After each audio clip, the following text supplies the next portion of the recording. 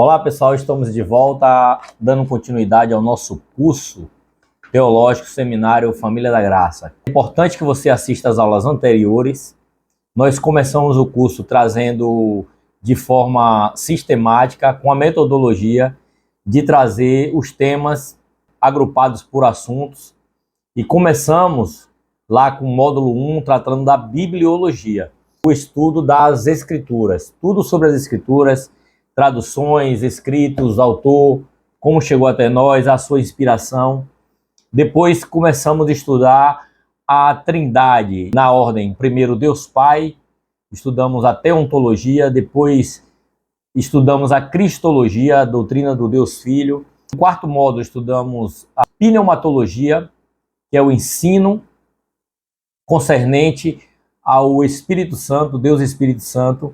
E agora vamos começar com a doutrina do homem, ou antropologia, que está aqui no módulo 5 da nossa lição, aqui do nosso seminário. Então vamos lá, vamos começar agora falando sobre antropologia. O que significa antropologia? Antropos é uma palavra que vem do grego, e logia é outra palavra grega também, que se trata de estudo, ou doutrina, ou tratado sobre um tema. Então, antropos, homem, logia, estudo do homem. Vale a pena ressaltar que a antropologia ela pode ter algumas divisões. A antropologia ela pode ser estudada a parte física do homem, a parte cultural, a parte histórica, a parte linguística, a parte psicológica, a parte social. Ela tem essas subdivisões. Esse estudo tem vários aspectos, pois trata dos seus atos, seu comportamento, desde o aparecimento do homem na Terra.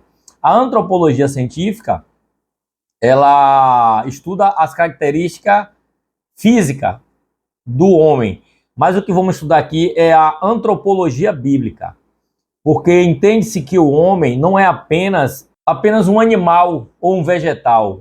Entendemos que o homem também é um ser espiritual.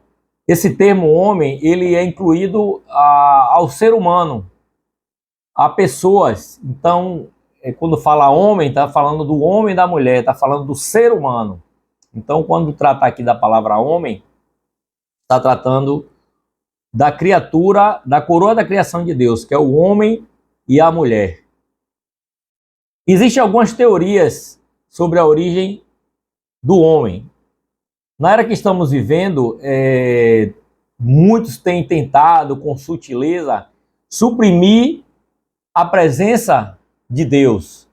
Eles tentam afastar a existência do Criador, trazendo aquilo que lhe apraz.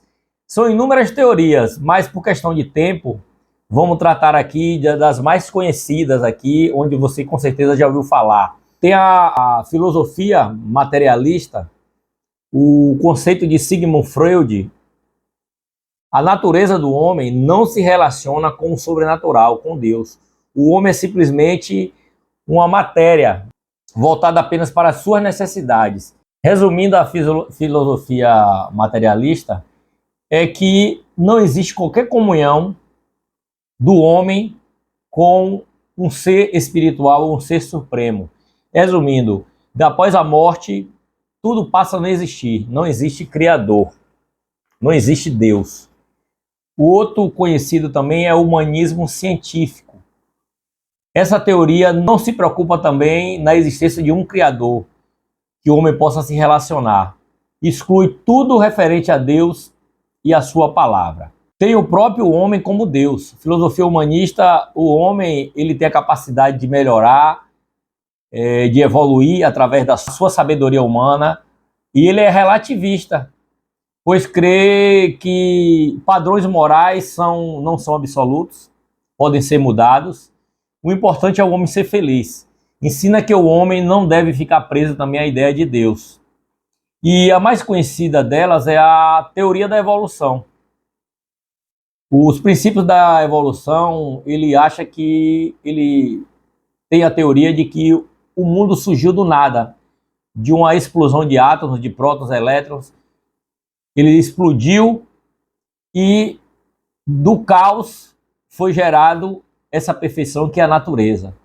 De uma explosão, tudo começou completamente pelo acaso, sem nenhum propósito, e do nada uma única célula foi se reproduzindo e chegou à perfeição e à complexidade que é o ser humano. Os mais fracos, eles sofrem mutações, essas mutações passam por uma seleção natural, essa seleção natural, mais um tempo, que ninguém sabe quanto é esse tempo, aí chega a evolução, ou a criatura evoluída. Essa teoria, ela foi criada há 150 anos pelo Charles Darwin, no ano de 1850, por volta do ano de 1860, com um livro dele, Origem das Espécies e a Teoria da Evolução através da Seleção Natural.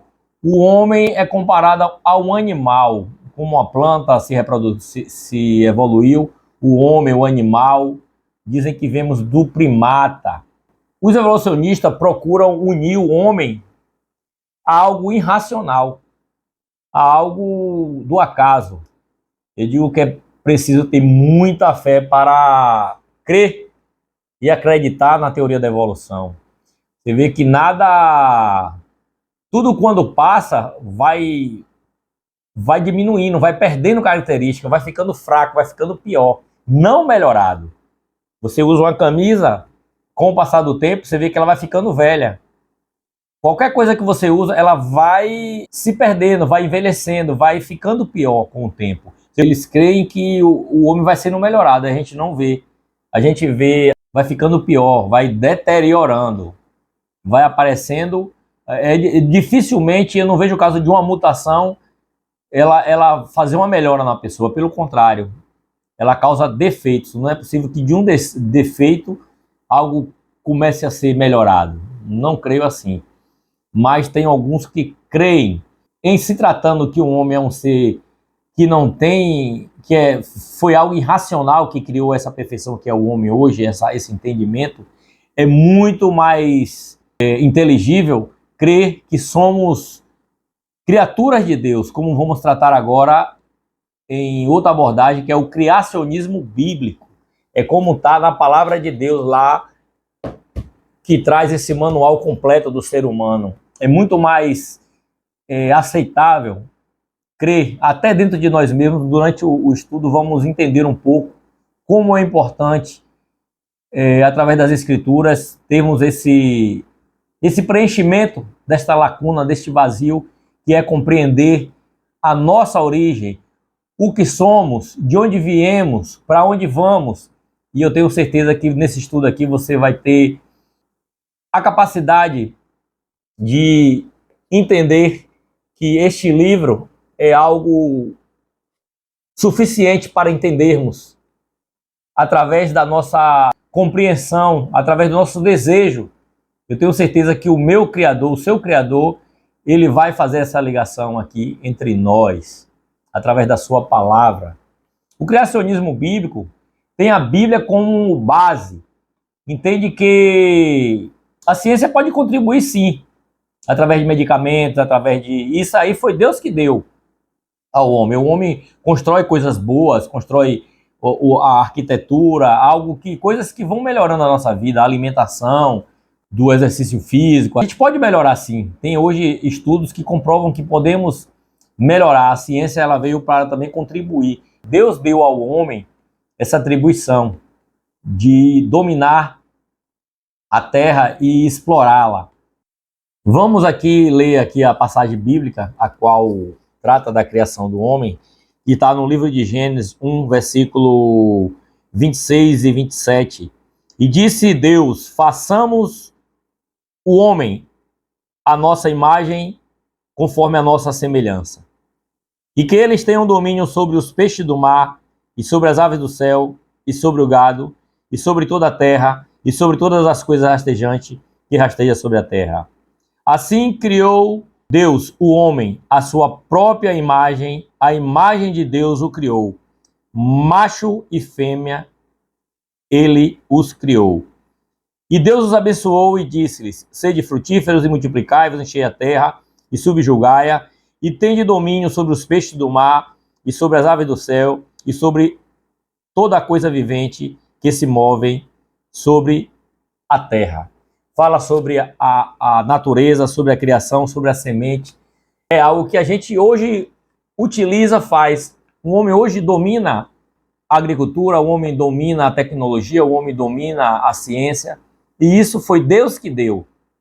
Então a Bíblia não é contra a ciência, porque o próprio Deus, na sua criação, ele deu ao homem esse direito, essa atribuição. Primeiro criou a terra e criou o homem e a entregou.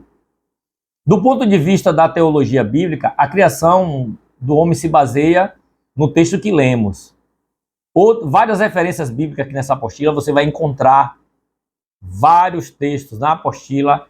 É importante que você acompanhe os versículos na apostila que vai trazer.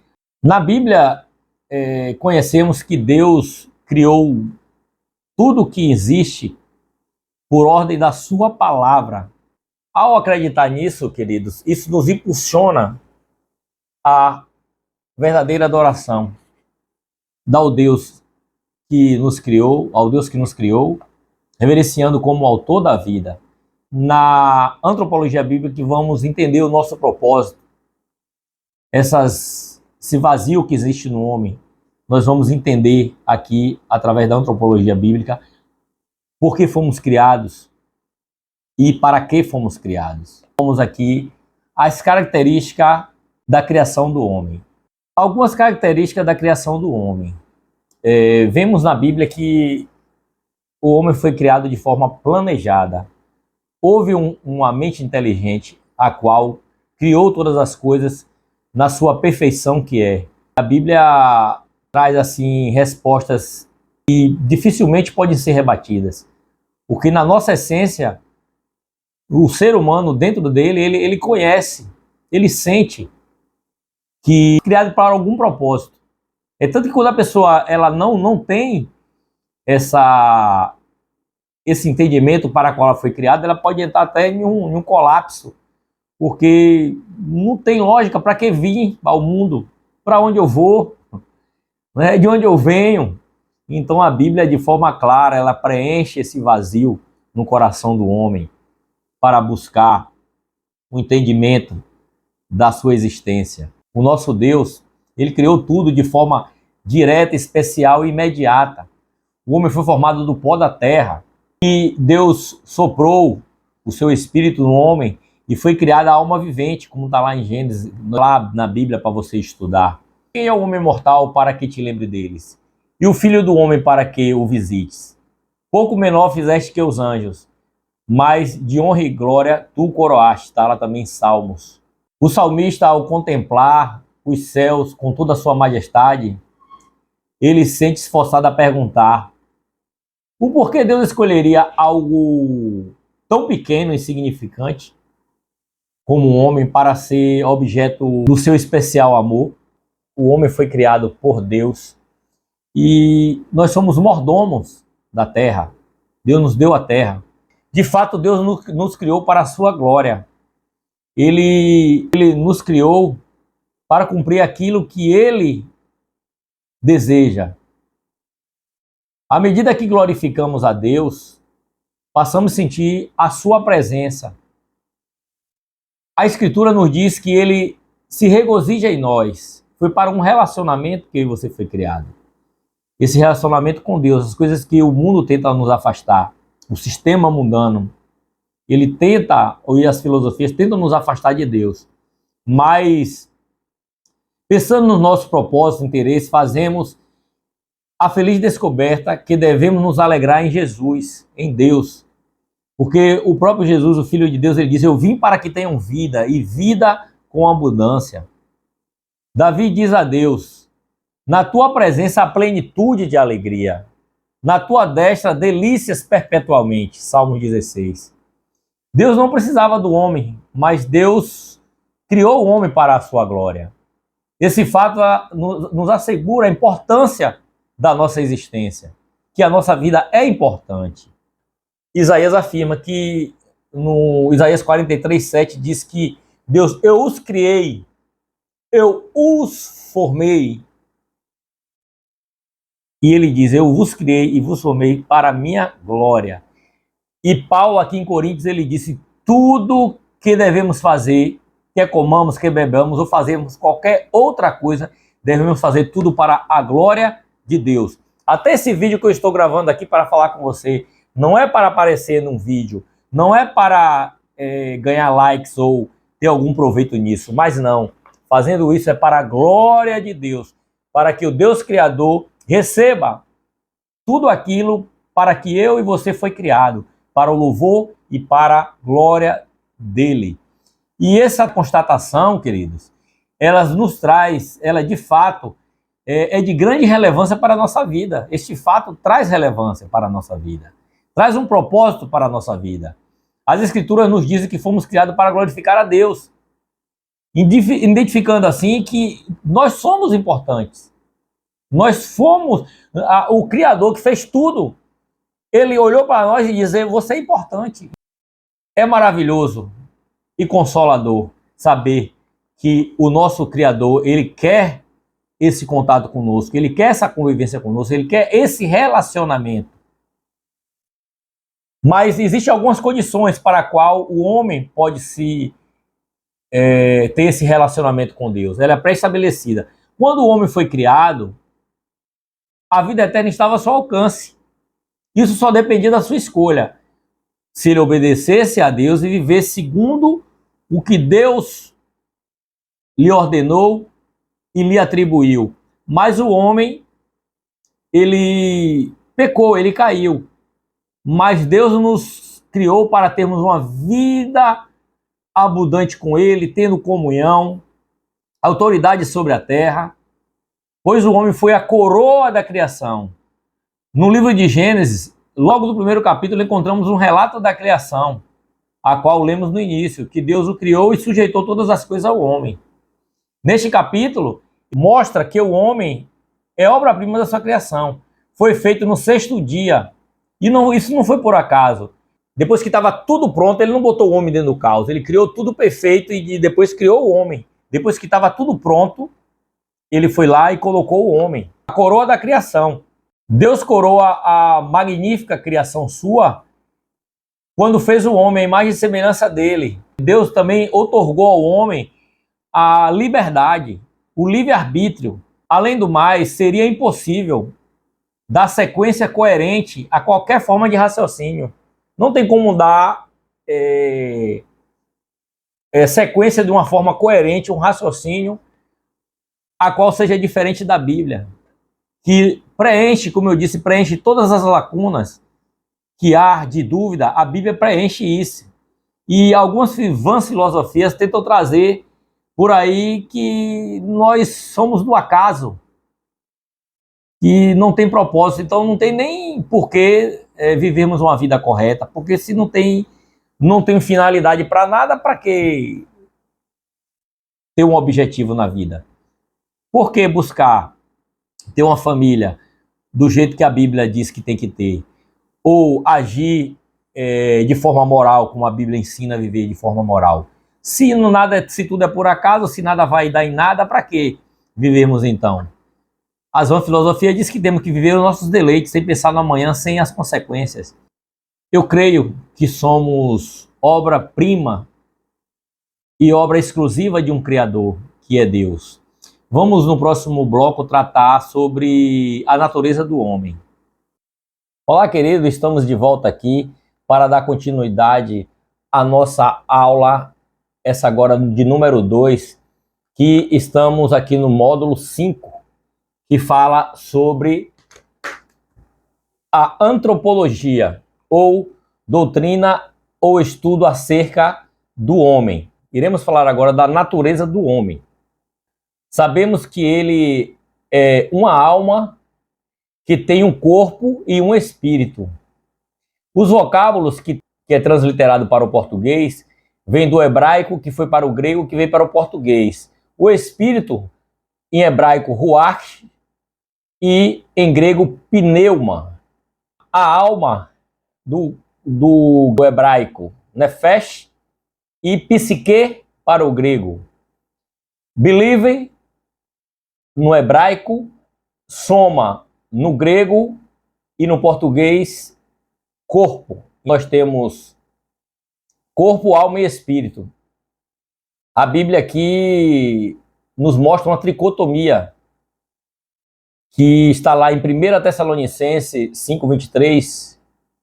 Paulo escreve: e o mesmo Deus de paz os santifica em tudo, o vosso corpo, a vossa alma e o vosso espírito. Aí ele diz: estejam conservados irrepreensíveis para a vinda do Senhor Jesus Cristo. A natureza humana, sabemos que tem um lado físico e também um lado espiritual. Cremos que somos uma tricotomia, ou seja, dividido em 3 partes, que é corpo, alma e espírito. Mas também tem estudiosos que creem no monismo. O que vinha a ser o monismo? Sustenta o princípio que há um princípio unificado para o ser humano. Só que a dificuldade disso está em alguns textos que não corrobora para essa afirmativa. Porque onde é que fica o espaço para o estado intermediário da morte e da ressurreição física no futuro? Se é uma coisa só, se o corpo morrer, se tiver tudo ali, porque o próprio Senhor Jesus disse assim, ó: não temais os que matam o corpo e não podem matar a alma, como está lá em Mateus 10:28. Não dá para sustentar o monismo. Alguns estudiosos dicotomistas comparam a dicotomia a uma casa de 2 andares, onde o primeiro andar é o corpo e o segundo andar, a alma, é uma janela para o mundo físico e a outra janela para o mundo espiritual. A dicotomia, ela não chega a ser considerada uma heresia, embora esse conceito seja diferente do conceito tricotomista, que é o qual nós nos apoiamos. Porém, com o dicotomismo pode surgir os erros doutrinários que os gnósticos tiveram, que ensinava que o universo é dividido no o lado bom, que é o espiritual, e o lado ruim, que é o físico, material ou mal. Então, é mais correto crer na tricotomia. E, inclusive, Deus, através da sua encarnação com seu Filho Jesus Cristo, ele também foi um ser tricótomo, porque, visto que ele possuía espírito, alma e corpo. E Deus, quando criou o homem, está escrito lá em Gênesis, pegou do pó da terra, soprou vento, ar, ruach, pneuma. Pneuma é ar em movimento, que vem da palavra pneu, né? O que é pneu? Ar em movimento. Então, o ruach de Deus, o espírito, o sopro, o vento de Deus soprou na matéria, no barro formado, que é o corpo, e tornou-se alma vivente, que é as nossas faculdades de intelecto, de vontade e de sentimento. O termo dicotomia, como já disse, monismo 1, dicótomo 2, tricótomo 3. Essa tricotomia, ela só é separada no homem a partir da sua morte, onde há uma separação do corpo físico com a sua parte imaterial, que é a alma e o espírito. O espírito volta para Deus e a alma é onde cabe a ressurreição. Vamos ver aqui, falar um pouco sobre o corpo. O corpo, ele é a parte inferior do homem, a parte material, que é composto de esqueleto, sistema nervoso, aparelho circulatório, sistema imunológico, aparelho respiratório, aparelho digestivo, aparelho endócrino, aparelho reprodutor, a nossa pele, e é constituído por elementos químicos da própria terra, a qual podemos ver que o homem, ele, na sua composição, tem oxigênio, tem cálcio, fósforo, potássio, enxofre, cobre, zinco e outros elementos de porções menores. Então, dá para saber que a nossa matéria é o mesmo que tem na Terra. Então a Bíblia é bastante plausível nas suas explicações sobre o ser humano. A alma é uma entidade espiritual incorpórea que pode existir dentro de um corpo ou fora dele também, e quando o corpo morre, a alma continua existindo. A alma é um espírito que habita no corpo, ou nele tem estado por um momento. Pelo que se sabe, o corpo sem alma ele é inerte. Ele precisa de um corpo para expressar a sua vida funcional e racional. A alma é a parte do homem que transita no âmbito mental. Sabemos que um dos atributos de uma personalidade é que ela precisa ter intelecto, ou inteligência, ou capacidade de raciocinar. E uma personalidade também, uma pessoa, ela precisa de sentimento, capacidade de sentir as coisas e emoções, inclusive. E vontade é a capacidade de tomar decisões. Então, assim, sabemos que a alma, essa é a parte que compõe a alma, que é a personalidade da pessoa, que é a alma. Inclusive, uma das coisas que Deus também tem na pessoa de Jesus e na pessoa do Espírito Santo. Eles têm intelecto, sentimento e vontade. O homem ele tem a imaginação também, que é uma das capacidades da alma, de reproduzir e evocar imagens gravadas na sua memória. A memória é a capacidade que temos de armazenar lembranças e informações como um arquivo. A palavra alma na Bíblia, ela tem algumas referências que a alma é relacionada. Vemos aqui a alma como sangue, como está em Levítico 17:14. A alma também como sede dos apetites físicos. Eclesiastes 2:24, que diz: não é, pois, bom para o homem que coma e beba e que faça gozar a sua alma do bem do seu trabalho. Então a alma, ela traz também esse sentimento de apetite, de vontades e gostos físicos. A alma também é muito relacionada na Bíblia como o coração, pois o que há em abundância no coração, disso fala a boca.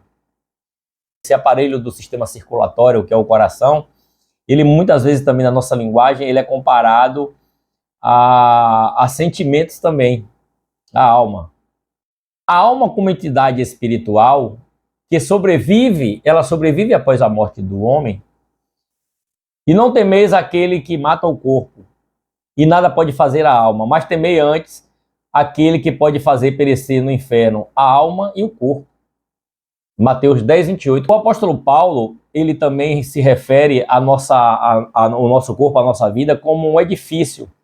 Ele chega a dizer aqui, na sua carta de 2 Coríntios 5, versículo 1 e 2, porque sabemos que se essa casa terrestre, este tabernáculo, se desfizer, temos um edifício para com Deus, uma casa não feita por mãos humanas, mas eterna nos céus. É por isso também gememos, desejando ser revestidos da nossa habitação, que é de cima, que é do céu.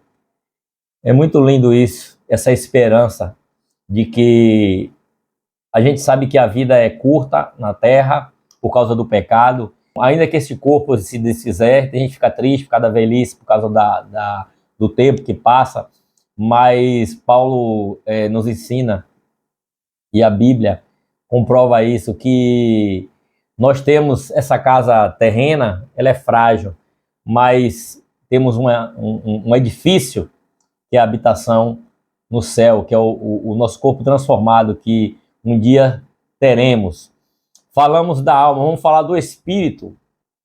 O espírito do homem é o princípio ativo da sua vida espiritual, religiosa e mortal. Também não deixa de ser um elemento de comunicação entre a criatura e o seu Criador. É no nosso espírito que Deus testifica essas palavras. É através do espírito que compreendemos a palavra de Deus. Alguém definiu o corpo, alma e espírito como 3 elementos: consciência do mundo externo, consciência própria e a consciência de Deus, que é no espírito que sente isso. O espírito, dimensão do homem que lida com o âmbito espiritual. É no espírito a qual conhecemos a Deus, é no nosso espírito. No espírito é no espírito que está a percepção espiritual, como está em Mateus 26, 41, em Marcos 2, 8. A consciência espiritual, Salmos 34, 18, Atos 20, 22. A adoração e a comunhão também é no Espírito, Lucas 1, 47, João 4, 23, que é no Espírito que adoramos, no Espírito em verdade. Romanos 8, 15. Entendemos aqui então que, sendo Espírito, temos conhecimento de Deus. Sendo alma, temos conhecimento da nossa própria natureza.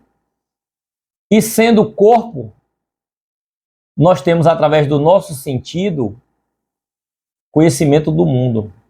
A Bíblia fala também da divisão da alma e do espírito. Como diz aqui em Hebreus 4:12, porque a palavra de Deus é viva e eficaz, mais penetrante que qualquer espada de 2 gumes, e penetra entre a divisão da alma e do espírito, e juntas e medulas, e é apta para discernir os pensamentos e a intenção do coração.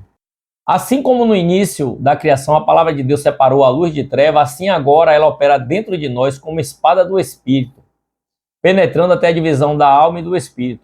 O apóstolo Paulo compara o homem a um tabernáculo, quando ele diz: não sabeis vós que sois templos de Deus e que o Espírito de Deus habita em nós? 1 Coríntios 3,16. No Antigo Testamento, a Bíblia fala de Moisés e também o Templo de Jerusalém dividido em 3 partes. Tínhamos o átrio, que era a sala, depois vinha o lugar santo e tinha um véu. Ali o sacerdote, para entrar, ele tinha que passar pelo véu para entrar no Santo dos Santos. E este véu, a Bíblia nos diz que quando Cristo morreu, o véu do templo se rasgou de alto a baixo, mostrando que assim temos acesso a Deus que está no seu trono, para nós que hoje vivemos na dispensação da graça. Então, o nosso corpo, nós sentimos os nossos 5 sentidos. Na alma, compreendemos, é a nossa consciência, as nossas faculdades mentais. E temos o nosso espírito, que tem um véu que nos separa, esse espírito não ligar a Deus. Mas Jesus Cristo, com sua morte, ele rasgou esse véu e hoje nós temos acesso ao Santo dos Santos, ou o nosso espírito hoje comunica a Deus novamente. Jesus Cristo rasgou de alto a baixo este véu. Vamos falar um pouco aqui da nossa personalidade, caráter e temperamento. A personalidade é o modo peculiar de ser de cada um, caracterizado pelas emoções, reação, expressividade. É o conjunto de qualidades intelectuais, psíquicas de cada indivíduo. Ou seja, é a expressão da nossa alma, má índole ou também medíocre ou deturpada. Então, nossa personalidade é aquilo que nos compõe, mostrando essas coisas, de quem realmente somos. Tem o caráter, etimologicamente falando, significa a marca que fica. É a característica estática ou subjetiva da personalidade. É formado pelo meio ambiente. O caráter da pessoa é moldado pelo ambiente, pela religião, pelo lar, pela comunidade, pela escola, pelo trabalho. Pode ser influenciável o caráter.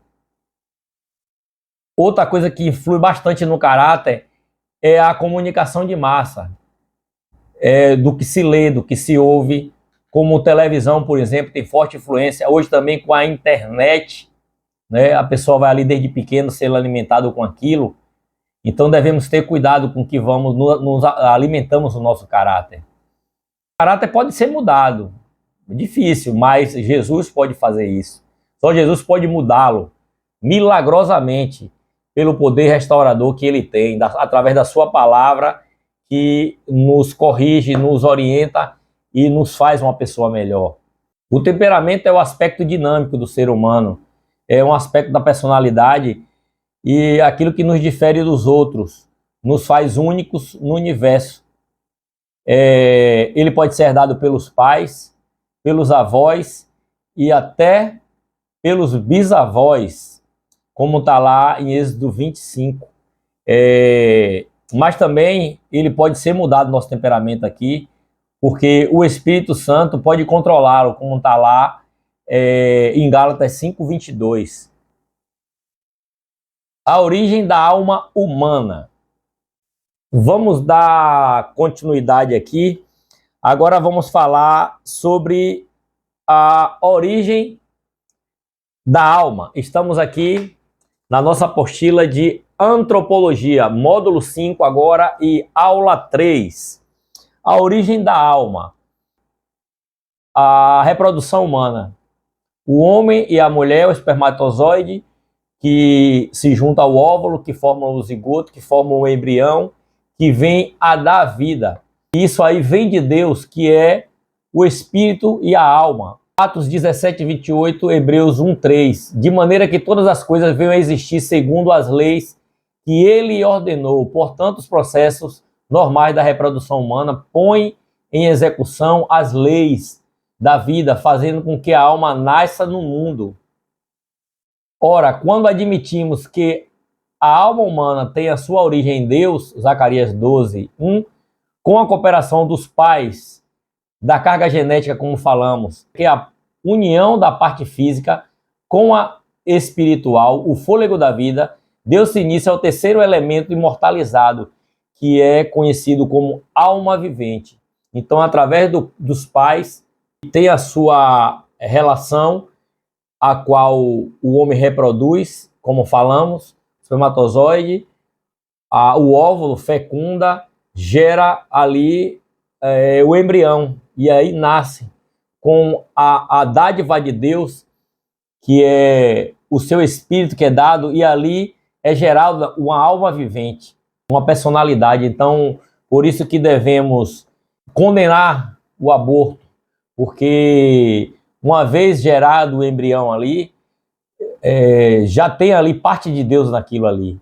O que acontece com a alma e o espírito após a morte? Vejamos agora a compreensão sobre este assunto dentro das Escrituras, que fala: o pó volte à terra como era, o espírito volte a Deus que o deu. Está lá em Eclesiastes 12:7. E a alma resta duas condições: céu ou inferno, como está em Lucas 16:19. Morte, então, é a separação de ambos, alma e espírito, que é introduzido no mundo invisível. Ainda que o espírito seja algo espiritual, ele não é a alma. O espírito do justo, como o espírito do ímpio, eles têm que regressar para Deus.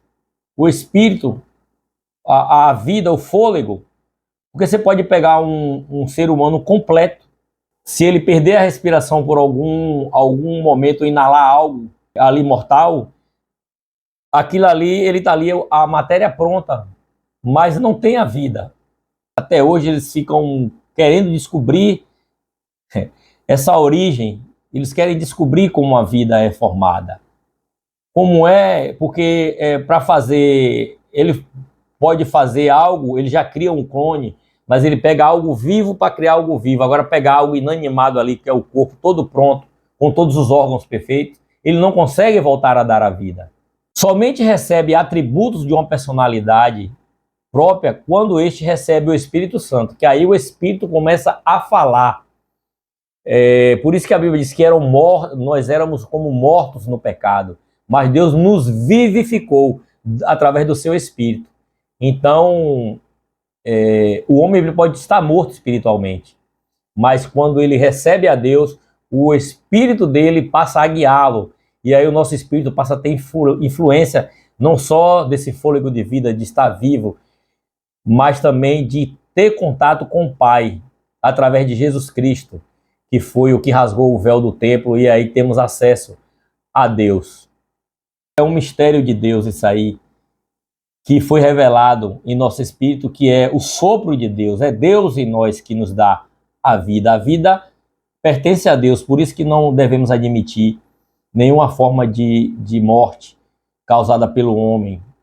Condenamos isso porque, inclusive, o aborto, que é tirar a vida, e aí nesse caso de um inocente. O espírito, tanto do justo como do ímpio, ele pertence, ele fica com Deus, esperando o grande dia, onde vai ser julgados todos, os ímpios e os justos vão ser julgados. Tudo que aconteceu, desde o seu nascimento até a morte, vai estar lá gravado na sua alma, que vai receber o Espírito para ressuscitar, para cada um dar conta do que fez durante a sua vida terrena. Outra coisa aqui que também é claro, que somos também criados à imagem e semelhança de Deus. Como está lá em Gênesis 2:7, passamos o homem à nossa imagem e semelhança, e também em 2 Tessalonicenses 5, também fala. A imagem de Deus no homem. A etimologia da palavra imagem significa sombra ou traço. Essa imagem e semelhança foi contemplada com Jesus Cristo também, em qual Adão ocupou um corpo e pecou, Jesus Cristo veio, ocupou um corpo e pôde sim assim tudo ser tentado, mas sem pecado. Permaneceu o seu caráter divino, e esta imagem de homem perfeito estava escondido na mente de Deus, e Satanás não sabia disso. É tanto que ele tentou o homem caiu, mas Deus teve esse seu plano antes da fundação do mundo, que era ter o seu Filho Jesus Cristo para nos resgatar e nos trazer de volta a esse contato original, e que um dia isso vai se completar totalmente quando vier o nosso Jesus Cristo para resgatar e vivermos com Ele para sempre. É o que está prometido, e essa é a esperança do cristão. A semelhança do homem, ele é aparecido como figuras. Essa semelhança de Deus com o homem, ela é como uma figura. Quando Adão pecou, ele perdeu essa semelhança moral, porque o pecado perverteu o caráter. Uma das semelhanças que temos da semelhança de Deus é a nossa capacidade de criar, de raciocinar, a capacidade de compreender. Nós temos uma estrutura mental de raciocínio, de lógica, de inteligência. Então Deus também tem coisas que o homem tem. A semelhança é na questão da vontade, do intelecto e do sentimento. Então nós também temos essas faculdades. As semelhanças que podemos ter de Deus está nos aspectos morais. Somos criaturas moralmente responsáveis pelos nossos atos perante a Deus. E quando estamos errados, isso é comunicado no nosso íntimo, nós entendemos. Então nós temos esse atributo, esse aspecto moral em nós. Muitos podem ignorar por estar morto, né, em seu espírito, através do pecado, mas nós temos esse aspecto moral. Temos também o aspecto espiritual. Não temos somente corpos físicos, mas também espiritual. Isso significa que temos uma vida espiritual, que nos relacionemos pessoalmente com Deus, que oremos a Ele, que louvemos a Ele, que ouçamos as palavras que Ele diz. Então precisamos orar a Deus, escutar a Deus, falar com Deus, louvar a Ele e ouvir o que Ele tem para dizer para nós. E sabemos que essa parte do homem que é espiritual, ela não terá fim, pois ela tem uma imortalidade.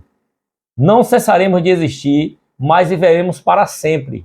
Alguns na casa de Deus, como Jesus Cristo diz em João 14, na casa do meu Pai tem muitas moradas, e eu vou preparar, e quando eu for, voltarei e vos levarei para onde eu estiver, estejais vós também. Então, nós temos uma promessa não só dessa vida terrena, mas uma vida em Cristo, com Ele, habitando com Ele. Então, além dos aspectos morais e espirituais, temos essa capacidade mental, a capacidade de raciocinar logicamente, conhecer, e isso nos distingue do mundo animal.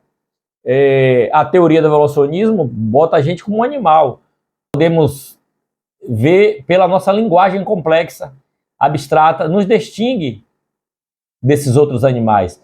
E eu posso pedir para meu filho, pegue uma caneta verde no guarda-roupa. Caneta, ele sabe o que é uma caneta. Verde, ele sabe o que é verde. Pegar, ele sabe o que é pegar. No guarda-roupa, ele sabe o que é um guarda-roupa. Então, olha que complexidade. Numa pequena coisa, filho, pega ali uma caneta no guarda-roupa.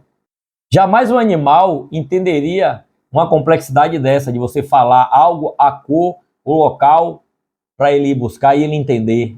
Esse intelecto, essa capacidade mental nos difere, nos deixa separado dos animais. Então, somos semelhança de Deus e isso é explícito no nosso ser. Temos também os aspectos relacionais. Nós temos essa capacidade de nos relacionar. Nós vemos lá no início Deus com Adão, Deus estava lá dialogando com Adão. Deus nos criou e perdemos isso em Adão, mas reconquistamos isso com Jesus Cristo através da sua morte. Hoje temos a capacidade de nos relacionarmos através de Deus, através da sua oração, e ouvir a voz dele através da sua palavra, e ter entendimento, ter satisfação, ter gozo, ter alegria na nossa alma, ter esperança. O homem, ele, de certa forma, se parece com Deus nessa questão de criar um filho, de cuidado, de educar, de querer o bem, de proteger. Isso são coisas, de ter planos, isso aí nos mostra. E até o modo do qual relacionamos em família, nós vemos que aprendemos isso do nosso ser, de Deus. Vamos agora falar sobre as faculdades distintas do homem. Ela está no seu âmbito corporal, da alma e do espírito. As faculdades do corpo são denominadas também como os 5 sentidos, que são as faculdades do corpo. Através do seu corpo, você pode ter a visão, a audição, o olfato, o paladar e o tato. As faculdades da alma, é na nossa alma que está o nosso intelecto, o nosso sentimento e a nossa vontade, como já falamos algumas vezes aqui no vídeo. E as faculdades do espírito. Em destaque, essa faculdade, ela abrange a consciência e a fé. Essa consciência espiritual, ela nos torna um ser especial. É a melhor, é a que nos liga a Deus. Então devemos cuidar da nossa parte espiritual. E a fé é uma qualidade do espírito humano que é capaz de expressar religiosidade no homem e o torna capaz de adorar. É no espírito que a gente louva, é no espírito que a gente ora ao nosso Criador. É bom lembrar que não se trata de um tipo de fé adquirida ou ensinada, mas é uma fé que nasce, como eu falei, devemos nascer. Essa fé você precisa buscar e ter essa fé em Deus e ter essa comunhão em Deus. E devemos receber esse estímulo para buscar a Deus e termos comunhão com Ele. E sabemos que a condição original do homem, como já vimos, ele foi criado com uma natureza moral santa, Eclesiastes 7:29. Aí com a queda, Adão ele tinha capacidade de pensamento, razão, pois tinha que dar nomes aos animais. Então ele tinha essa capacidade de pensamento, de razão. Ele nomeou todos os animais e pensar sobre o seu relacionamento com Eva. Então ele tinha essa capacidade, possuía uma linguagem com a qual podia se comunicar, como estava lá em Gênesis 2, como está em Gênesis 2, 16, 20 e 23. Não tinha pecado, ele era santo. Isso tudo era coisas que era no homem, na criação original. A condição dele no original era essa. Tinha a responsabilidade de exercer sobre a terra o domínio e desfrutar do fruto do seu trabalho. Sabemos que com Adão ele foi condicional. E hoje também não é diferente. As alianças nossa com Deus, ela é feita através de Jesus Cristo, através do Espírito Santo. Para desfrutarmos dessa comunhão, que foi o propósito inicial de Deus, precisamos estar ligados em Deus, através do sangue de Cristo. Tem as alianças das obras, era a qual estabelecia condições no relacionamento, tendo a promessas de bênçãos pela obediência. E isso era condições para se obter bênçãos. Mas também tem uma aliança de redenção. Essa aí não é por obras. Nada que a gente pode fazer, nada que eu e você pudéssemos ou tivéssemos a capacidade de fazer, poderia restaurar essa aliança de redenção. Essa aliança de redenção foi feita entre a Trindade, entre Deus e o Filho e o Espírito Santo. Foi um acordo entre os três, o Pai, o Filho e o Espírito, o qual o Filho concordou com o Pai concordou com o Espírito com o Filho. Eles tiveram essa aliança e Jesus Cristo, no livro de Hebreus, diz que ele sendo Deus, ele aprendeu por aquilo que ia padecer, aprendeu aquilo que ele ia padecer, que era pagar o preço, pagar o custo da redenção do pecado. Então, a aliança da redenção não dependeu de nós, dependeu de Cristo. Como a gente diz, ela foi dada de graça para nós, mas ela não foi de graça. Custou um alto preço. Não foi ouro, nem prata, nem riquezas, mas foi o sangue precioso do Cordeiro, do Filho de Deus. Então hoje, através disso, nós hoje vivemos essa aliança da graça. Já que a aliança das obras não resolveu, Deus fez a aliança da redenção. E hoje temos a aliança da graça. Quando o homem falhou e não conseguiu as bênçãos oferecidas, ele pecou, foi necessário que Deus criasse esse caminho.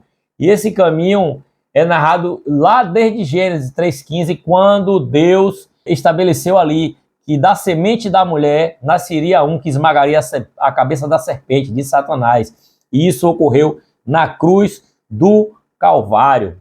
Vamos dar continuidade aqui. Vamos falar agora da doutrina da queda do homem. A queda do homem, sabemos que foi através do pecado. E Satanás, ele atacou o homem num auto-engano. Ele causou auto-engano no homem, como está lá em Gênesis 3,6. A primeira área foi o auto-engano, que foi a fome instintiva de Eva, provocada pela palavra de Satanás. Come deste fruto. Eles tinham tudo para comer e usufruir, mas foi justamente aquilo que Deus tinha colocado como uma barreira. Eles romperam essa barreira. A segunda área do auto-engano de Eva e Adão foi o desejo de grandeza, incitado por Satanás. O pecado do homem e da mulher foi o pecado de Satanás, porque o que foi que Satanás disse? Não, Deus disse, se comer, morrerás. Satanás disse, não, certamente se comeres, não morrerás. Pelo contrário, vocês serão igual a ele. Que Satanás teve, o homem também, nessa hora, ele disse, opa, vou ser igual a Deus, vou ter ciência de todas as coisas. E aí, foi aí onde o auto-engano aconteceu em Adão e Eva, através da tentação de Satanás. Uma terceira área do auto-engano que vemos aqui, de Adão e Eva, foi a satisfação através dos olhos. Porque ele olhou para aquela árvore e disse assim, olha, é agradável aos nossos olhos.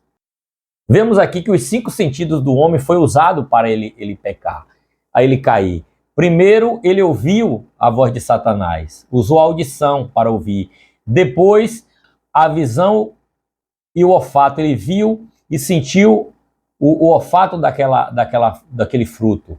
E com o tato ele pegou naquele fruto e com o paladar ele comeu.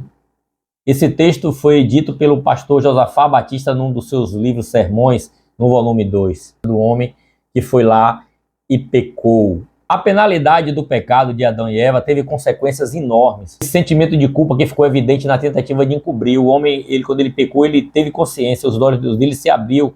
É tanto que ele procurou se esconder. E foi posto inimizade entre o fruto da mulher, Gênesis 3,15. Jesus Cristo foi ferido na cruz, mas também isso deu o poder de esmagar a cabeça da serpente. Como está descrito nos versículos. Sobre Eva veio a consequência também, que foi contra os filhos terá dores, né? E será submissa ao seu marido. E sobre Adão veio essa maldição sobre a terra, através de Adão, que tornou a obtenção do sustento através de ato penoso. E também receberia a morte como consequência. A humanidade voltaria para o pó, de onde veio. Isso depois que ele foi expulso do Éden. E com essa queda, passamos a herdar essa natureza pecaminosa e essa inclinação para o pecado. A inclinação para o pecado. Nós ficamos propensos ao pecado, mas não destinados a pecar. Como ser racional, o homem, em seu primeiro estado de inocência, ele desconheceu o pecado. Mas com a queda veio a possibilidade para o pecado, surgindo através da tentação. Porque Deus nos deu o livre-arbítrio. Ele poderia conscientemente manter-se fiel. Mas Satanás e o diabo queria ser igual a Deus, como já falamos aqui. Essa trama satânica ele usou para engodar, enganar, seduzir Adão e Eva para cometer o mesmo pecado que ele cometeu num princípio, querer ser semelhante a Deus. As consequências do pecado, ele afetou não só a vida física, mas a vida psíquica do homem. Ele também afetou a vida espiritual do homem. Paulo escreveu aos Romanos, dizendo que por um homem entrou o pecado no mundo, e pelo pecado entrou a morte. Então, a consequência, o salário do pecado, como diz a palavra, é a morte. O pecado afetou também a vida espiritual do homem. Como falamos que o pecado veio o salário, a recompensa foi a morte. Romanos 6:23. Adão não morreu no mesmo dia, fisicamente, mas morreu espiritualmente. Ele perdeu a possibilidade de viver eternamente ali. Porém, a maior perda foi a imagem e semelhança de Deus no aspecto moral. Isso causou a ele, como eu falei, a morte espiritual. No momento exato que pecou, que ele já se escondeu de Deus, já perdeu o relacionamento com Deus. Infelizmente, com isso, somos herdeiros da corrupção moral de Adão. Porque por um homem entrou o pecado no mundo, e pelo pecado a morte. Assim também a morte passou a todos os homens. Por isso que todos pecaram e destituídos estão da glória de Deus. Pela ofensa de um, a morte reinou. Mas aí veio também o levantamento da queda. O levantamento após a queda. Essa percepção após a queda, o homem viu que o que Satanás tinha falado dele foi tudo diferente. Veio o engano, ele se deixou ser enganado. Deus, quando criou o homem, ele tinha as melhores intenções para com o homem. Ele criou a sua imagem e semelhança, pois desejava manter a comunhão com ele eternamente. No entanto, ele também te deu também o livre-arbítrio, não criou robôs, ele criou algo parecido, com poder de tomar decisões, e o homem tomou a decisão errada. Deus nos criou e nos deu vontade própria. Na verdade, Deus, em sua onisciência, ele não foi pego de surpresa. Ele já sabia que o homem iria pecar. Mas antes mesmo de criar o homem, ele já tinha estabelecido a redenção. Ele já tinha escolhido Cristo. Cristo é o Cordeiro de antes da criação do mundo. Satanás ele não sabia desse segredo divino, que era essa restituição do homem para com Deus. E deve ter sido por isso que ele tentou Adão, achando que ali acabaria, mas Deus não tinha desistido de mim, Deus não desistiu de você. Ele tinha o seu plano, e esse plano foi o plano salvífico de Deus, através da morte vicária, ou a morte substitutiva da minha vida pela vida de Cristo. E assim, fala assim, eu não pequei e levei a culpa de Adão, mas você também não pagou o preço da redenção. Quem pagou foi Cristo, e você também tem direito. Então, um pecou, mas foi compensado pela morte do outro inocente para nos dar vida. E assim é o plano de Deus. E assim aprendemos que há uma esperança para o pecador. Nós aprendemos nessa lição do homem, da criação, do propósito. E o homem ele tem as suas particularidades de pensar, de sentir vontade, de desejar, de viver, de criar, todas as suas capacidades físicas, mentais, tem o seu lado espiritual, e ele pecou, e hoje sabemos que há uma consequência, vai ter um fim de todas essas coisas, isso um dia tudo vai acabar, Nós vamos estudar isso lá na frente um pouquinho, na disciplina de escatologia, que é a doutrina das coisas do fim. Então a Bíblia não deixa nenhum assunto pendente. A Bíblia tem todos os assuntos aqui separados para nós, por ordem de assuntos. Você que não gosta de teologia, entenda, quando você fala, nós fomos criados, eu adoro a Deus, eu amo a Deus, isso aí está na matéria de antropologia, onde você vai entender que o seu espírito se conecta com Deus. Aí quando você fala para alguém, Jesus te ama, porque Jesus morreu por você, você está falando de soteriologia, você está falando de salvação. Você falou de Cristo, você está falando de cristologia. Você está falando do Cristo Filho, do Deus Filho. Você está falando de cristologia. Você precisa só se aprofundar mais, estudar mais, entender e ter mais conhecimentos disso, para estar preparado para falar desse amor de Cristo a todos que você ama, que você deseja que conheça também a verdade.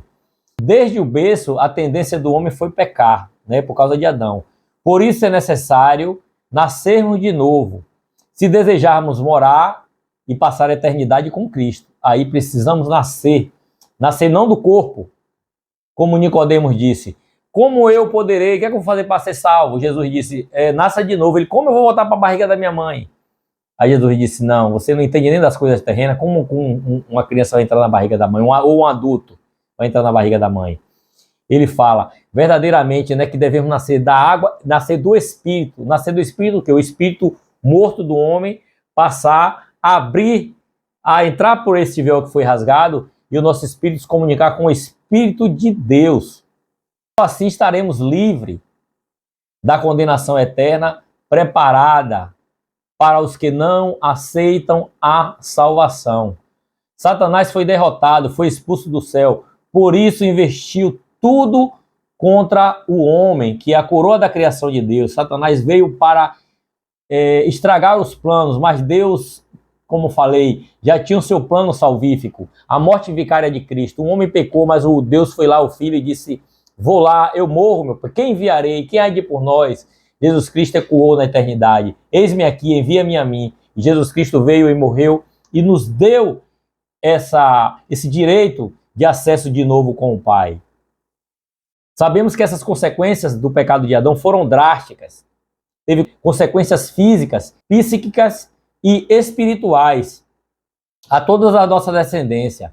Esta é a razão de nós nos depararmos hoje, queridos, com os flagelos do homem.